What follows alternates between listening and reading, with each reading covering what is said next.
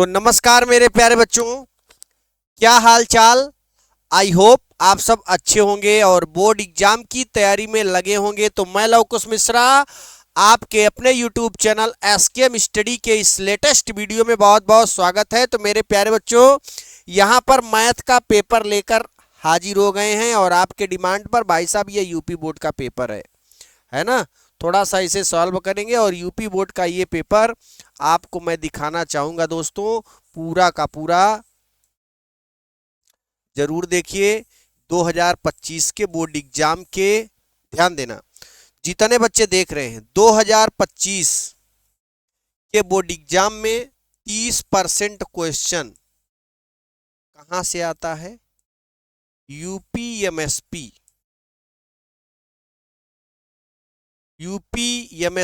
यानी UP board जो launch करता है पेपर, उसी में से 30% क्वेश्चन आता है। दिमाग में एक बात याद आ रही होगी दोस्तों कि क्या सर हूबहू वही क्वेश्चन आएगा? नहीं, अंक बदल कर आएगा, टाइप सेम रहेगा। तो सभी बच्चों से गुजारिश है कि सभी प्यारे बच्चे, सभी रसगुल्ले, सारे के सारे क्वेश्चन एनालिसिस करना और इस पर जितने भी क्वेश्चन बना सकना उस पर प्रैक्टिस जरूर करना। दूसरी चीज, हमारे द्वारा 19 से लेकर 24 तक का PYQ प्रीवियस ईयर क्वेश्चन मिल रहा है। जिन बच्चों को लेना है, मात्र 29 रुपए में आपको मिलेगा दोस्तों। मात्र 29 रुपए में मैथ का पेपर मिल जाएगा। ठीक है, फटाफट से जिन बच्चों को लेना है 7992087382 पर कांटेक्ट कर लीजिए और खरीद लीजिए। इसमें आपको क्या करना है, इसको लेने से बहुत बड़ा फायदा आपको होगा। सारे के सारे क्वेश्चन जो हम PYQ देंगे, ठीक है, उसी में से आपके बोर्ड एग्जाम में आएगा। बहुत बढ़िया। चलिए मेरे राजा, देखो ये आपका पेपर है। हम लोग यहां से सॉल्व करते हैं, बहुत ज़्यादा सॉल्व नहीं करेंगे, थोड़े से क्वेश्चन सॉल्व करते हैं। अगले वीडियो में आपको बाकायदे इसे हम सॉल्व करेंगे। ठीक है, अभी आया है मॉडल पेपर, तो इसे दिखा देते हैं। सारे के सारे क्वेश्चन एकदम अच्छे ढंग से समझा के, कोई दिक्कत वाली बात नहीं होगी। ठीक है, तो एक बार जितने प्यारे बच्चे हैं हमारे, सभी बच्चे वीडियो को जरूर शेयर कर दें। सही बच्चे वीडियो को एक बार शेयर कर दें और जो भी दिक्कत हो भी कमेंट बॉक्स में कमेंट जरूर करना। देखो भाई, यहां लिखा है f(x) बराबर 3x द्वारा परिभाषित फलन f सच दैट r से r में सही उत्तर चुनिए।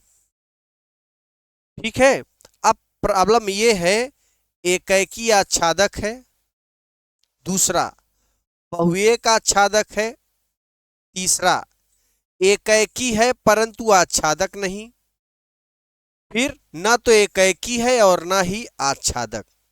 देखो रूल ये है मेरे प्यारे बच्चों, रूल ये है कि जो एकैकी नहीं होगा वो अंतःक्षेपी होगा। ठीक है गुरुजी, बहुत बढ़िया।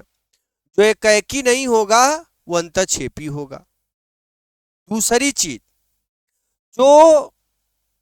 जो एकैकी नहीं होगा वो बहुएक होगा, जो आच्छादक नहीं होगा वो एक अंतःक्षेपी होगा।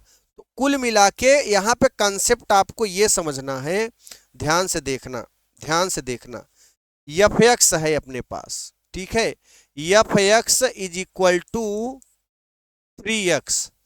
अब f(x) के स्थान पे y लेते हैं और यहाँ पे ये जो वैल्यू है ये x की वैल्यू है और ये है y की वैल्यू। तो रियल नंबर जब भी r आता है तो r के स्थान पे 1 और -1 लेते हैं। ठीक है, रियल नंबर में, वास्तविक संख्या में हम जब भी एकैकी आच्छादक चेक करते हैं तो वहां पर क्या लेते हैं दोस्तों, r के स्थान पे 1 और -1 लेते हैं। ठीक है, तो यहाँ पे अगर यहाँ पे 1 रखोगे तो 3 आएगा। ठीक, अगर x की वैल्यू आप 1 रखते हो तो 3 आ रहा है। अगर x की वैल्यू -1 रख रहे हो तो क्या मिलेगा, -3 मिलेगा। अब देखो एकाएकी का ये रूल है, अगर ये दोनों अलग अलग आते हैं तो एकाएकी होगा। अलग अलग है कि नहीं, जी हाँ अलग अलग है, एकाएकी है, लेकिन बहुएक नहीं है। ठीक है, याद रखना जो एकाएकी होगा वो बहुएक नहीं होगा, जो आच्छादक होगा वो अंतःक्षेपी नहीं होगा। तो कॉन्सेप्ट माइंड में हमेशा बैठा कर रखना कि अगर ये दोनों बराबर होते तो बहुएक हो जाता, एकाएकी नहीं होता। आच्छादक का दूसरा रूल है, तो ये क्या है, एकाएकी है, क्योंकि ये दोनों अलग अलग हैं। समान होता तो बहुएक हो जाता। ठीक है, अब गुरुजी मेरे को आच्छादक वाला नियम बता दो। चलो ये तो एकाएकी है, आच्छादक का रूल क्या है, तो देखो f(x) बराबर दिया है, f(x) बराबर 3x, और इसके स्थान पे y रखोगे 3x, यहां से x की वैल्यू निकालोगे y/3। बहुत बढ़िया, y की वैल्यू रखो, y ये है, ये x है, y की वैल्यू 1 - 1 रखो। ठीक है, तो यहाँ पे 1 रखोगे तो 1/3 आ जाएगा। ठीक है, अगर y बराबर क्या रखोगे 1, तो x बराबर 1/3, यानी ये पॉइंट में मिलेगा। अगर y बराबर आप -1 लेते हो तो x बराबर -1/3। तो ये जो वैल्यू है ना दोस्तों, ये जो वैल्यू है ये R में बिलोंग कर रहा है, इसलिए एकाएकी भी है और आच्छादक भी है। क्या है, एकाएकी भी है और आच्छादक भी है। यहां पर देखिए यह एकाएकी आच्छादक है, तो यहां पे हमारा पहला नंबर ऑप्शन राइट है, याद रखना पहला नंबर ऑप्शन राइट है। ठीक है, दूसरे पे आ जाओ मेरे प्यारे बच्चों, ये आपके प्रश्नावली की क्वेश्चन है। देखो यहाँ पे कह रहा है b का मान 6 से अधिक रखो, तो a का मान देखो, अगर b का मान 6 से अधिक रख रहे हैं, b बराबर अगर आप 7 रखोगे मेरे प्यारे बच्चों, तो a बराबर आपको क्या मिलेगा, 7 में से 2 निकाल दो, 5 आ रहा है। तो 5, किससे बिलोंग करेगा, ये r से। 5, 7 किससे बिलोंग करेगा, 5, 7 ऑप्शन में दिख रहा है, नहीं दिख रहा है। चलो अभी b बराबर 7 लिया था, अब b बराबर 8 ले लो, b बराबर 8 यहां रखोगे, 8 में से 2 गई 6, a बराबर आ जाएगा 6। तो ये 6 पहले लिख देंगे, 8 बाद में लिख देंगे। 6, 8 भी किससे बिलोंग करेगा, r से। 6, 8 कहीं दिख रहा है, जी हाँ मेरे प्यारे बच्चों 6, 8 दिख रहा है, तीसरा ऑप्शन हमारा राइट है। बताओ सभी बच्चों को समझ में आया कि नहीं आया, बताइए, कोई दिक्कत वाली बात नहीं होनी चाहिए। अब यहां देखो ये वाला बहुत ही आरामदायक क्वेश्चन है, बहुत ही आरामदायक क्वेश्चन है ये मेरे प्यारे बच्चों। खंडशः समाकलन x इंटू e के पावर x dx का यहाँ पे फार्मूला लगाओगे, ये पहला फलन होगा और ये दूसरा फलन। तो ठीक है, फर्स्ट फलन एज इट इज ऐसे उतार देखते हैं, इंटीग्रेशन ऑफ दूसरे फलन का समाकलन माइनस इंटीग्रेशन ऑफ मझला कोष्टक डी डी एक्स ऑफ पहला फलन क्या है अपने पास, ध्यान देंगे सही प्यारे बच्चों, इसका पहला फलन क्या है, पहला फलन क्या है बताइए। अब जरा ध्यान देना मेरे प्यारे बच्चों, देखिए यहाँ पे कोई भी इंटीग्रेशन का क्वेश्चन लगाते समय हम लोग आइलेट फार्मूले का प्रयोग करते हैं। ILATE ये फार्मूला है मेरे प्यारे बच्चों। I for inverse, L for logarithmic, A for algebraic, T for trigonometry, E for exponential. यहाँ पे देखिए ये अलजेब्रिक है और ये एक्सपोनेंशियल है। ठीक, अगर यहाँ पे अलजेब्रिक पहले आ रहा है, एक्सपोनेंशियल बाद में, तो ये पहला फलन हो जाएगा और ये दूसरा फलन, जैसा कि मैंने यहाँ पे आपको बताया है, ये पहला फलन ये दूसरा फलन है। ठीक है, हमें लगता है कोई दिक्कत नहीं होगी, जैसा यहाँ पे कर रहे सेम ऐसे ही होगा। पहला फलन यहाँ लिख दो, इंटीग्रेशन ऑफ दूसरा फलन यहाँ लिख दो, डी डी एक्स, ये फार्मूला आप लोग पढ़े होंगे, प्लस सी। अब अगर यहाँ पे प्लस सी ऑप्शन में लगाया नहीं गया तो कोई बात नहीं, मत लगाना। ठीक है मेरे प्यारे बच्चों, x एज इट इज उतार दो, e के पावर x का समाकलन e के पावर x ही होता है, minus integration of D d x of x का अवकलन 1 होता है, सभी बच्चे जानते हो। e के पावर x का समाकलन e के पावर x ही होता है। ये प्लस सी हमारे इस ऑप्शन में नहीं है तो हम प्लस सी नहीं लिखेंगे। ओके, समझ में आ गया होगा। यक्स ई के पावर यक्स माइनस 1 का गुणा ई के पावर एक्स में करोगे, ई के पावर एक्स का इंटीग्रेट लोगे, ई के पावर एक्स ही आ जाएगा। और यहाँ पे ई के पावर एक्स आप कॉमन लोगे मेरे प्यारे बच्चों, तो एक्स माइनस 1 यहाँ पे मिल जाएगा। तो ई के पावर एक्स जब कॉमन लोगे तो एक्स माइनस 1, ठीक है। यहाँ देखो ये वाला क्वेश्चन हमारा ऑप्शन ये वाला राइट है, तीसरा ऑप्शन। बताइए समझ में आया कि नहीं आया? एक बार कमेंट बॉक्स में कमेंट करके जरूर बताइएगा। मजा आया कि नहीं आया? बताइए भाई साहब, मजा आया कि नहीं आया? ठीक है, देखो अब ध्यान देना। अगला क्वेश्चन है, अवकलन समीकरण की कोटि, एक होता है घात, एक होता है कोटि। हम सबसे बड़ा घात वाले की कोटि लेते हैं। देखो यहाँ पे सबसे बड़ी कोटि वाले का घात लेते हैं। तो यहाँ पे कोटि 2 है, घात 1 है। क्या पूछ रहा है? कोटि। तो यहाँ पे कोटि कितनी हो जाएगी? 2। पहला ऑप्शन राइट है भाई साहब। उसके बाद देखिए, एक वेक्टर ये है, दूसरा वेक्टर ये परस्पर लंब है।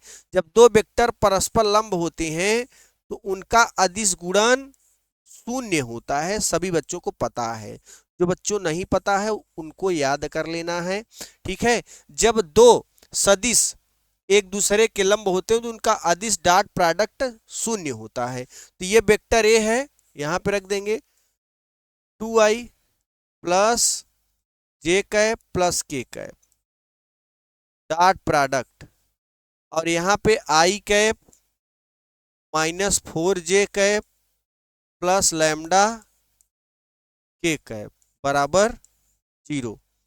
आई कैप का गुणांक 2, आई कैप का गुणांक 1, 1 का गुणा 2 में 2 हो जाएगा। यहाँ -4 का -4 में एंड प्लस लैम्डा बराबर 0। 4 में से 2 निकालेंगे, -2 प्लस लैम्डा बराबर 0 हो जाएगा एंड लैम्डा बराबर 2 आ जाएगा। याद रखना मेरे प्यारे बच्चों, ठीक है। लैम्डा की वैल्यू कितनी मिल जाएगी? 2। तो यहाँ पे हमारा जो है सेकेंड ऑप्शन राइट है। क्या है? सेकेंड ऑप्शन राइट है। मजा आ रहा है कि नहीं आ रहा है मेरे प्यारे बच्चों? मजा आ रहा है कि नहीं आ रहा है? बताओ जरा, ठीक है। अब देखो यहाँ पे ये क्वेश्चन है भाई साहब, दूसरे चैप्टर का क्वेश्चन है, ठीक है। Cot inverse -1/√3। आप सभी बताओ काट कितने अंश की वैल्यू -1/√3 होती है? तो सब बच्चों को पता है कि जो है काट 60 डिग्री, काट 60 डिग्री मतलब हो जाता है, यहाँ पे ध्यान देना, यहाँ पे केवल 60 ही डिग्री लिख दो, 60 डिग्री, ठीक है।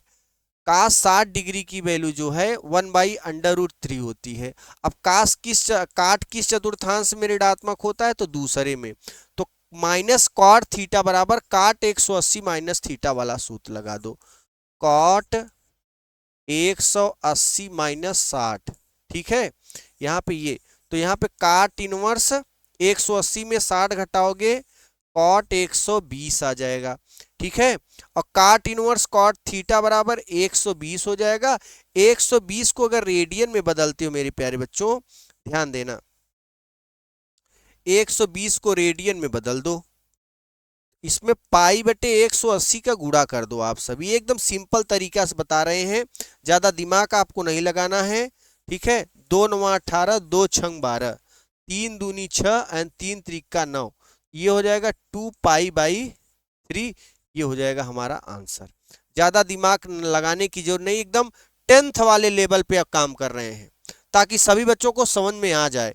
कितने लेवल भाई? 10th लेवल पर। बहुत बढ़िया गुरुजी, मजा आ गया। आगे बता दीजिए, वही दिक को साइन है। ये देखो, ये वेक्टर ए की वैल्यू है। वेक्टर ए की वैल्यू यहाँ पे क्या है? वेक्टर ए बराबर -2i cap plus 4j cap, ठीक है, -5k कैप। और ये वेक्टर बी की वैल्यू है। वेक्टर बी बराबर क्या है? i cap plus 2j cap plus 3k cap, ठीक है। इस चीज को मैंने सदिश प्रोडक्ट में बना दिया। अब दिक को साइन मतलब एक सूत्र होता है, vector A dot vector B बराबर mod of vector A into mod of vector B cos theta. ये वाला सूत्र लगा दोगे, आंसर आपका मिल जाएगा, ठीक है।